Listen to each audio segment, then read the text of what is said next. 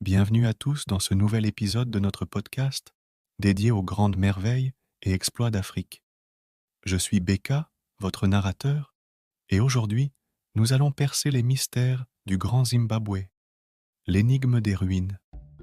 Le Grand Zimbabwe est un site archéologique situé dans le sud-est du Zimbabwe actuel, et il représente l'une des plus grandes réalisations architecturales de l'Afrique subsaharienne précoloniale. 6 ruines monumentales, construites entre le XIe et le XVe siècle, étaient le centre d'un royaume prospère et puissant. Mais que savons-nous vraiment de ce lieu fascinant? Le Grand Zimbabwe se compose de 3 principales zones: la colline de l'Acropole, l'enceinte du Grand Enclos et la vallée. La colline de l'Acropole, perchée sur une colline rocheuse, servait probablement de centre religieux et politique. L'enceinte du Grand Enclos, avec ses murs de pierre imposants et ses tours coniques, est le plus grand monument ancien de l'Afrique subsaharienne. Enfin, la vallée était le lieu de résidence des habitants ordinaires, où des vestiges de maisons et d'ateliers ont été découverts. L'énigme du Grand Zimbabwe réside dans ses origines et son déclin. Les techniques de construction utilisées, sans mortier, sont étonnantes par leur précision et leur durabilité. Qui étaient les bâtisseurs de ces structures impressionnantes? Les archéologues attribuent généralement la construction aux ancêtres des Shona, un peuple bantu vivant encore dans la région aujourd'hui.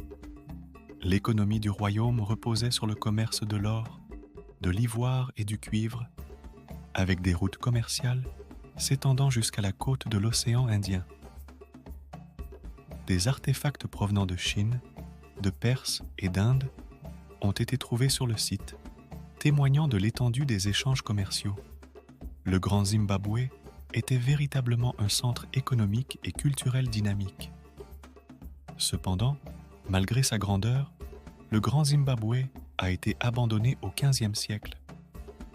Les raisons de ce déclin sont encore débattues.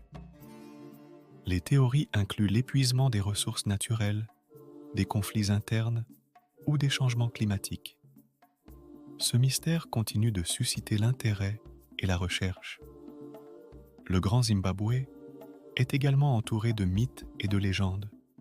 Pendant longtemps, les colons européens ont refusé de croire que les Africains avaient construit ce site monumental, attribuant à tort sa construction à des civilisations étrangères.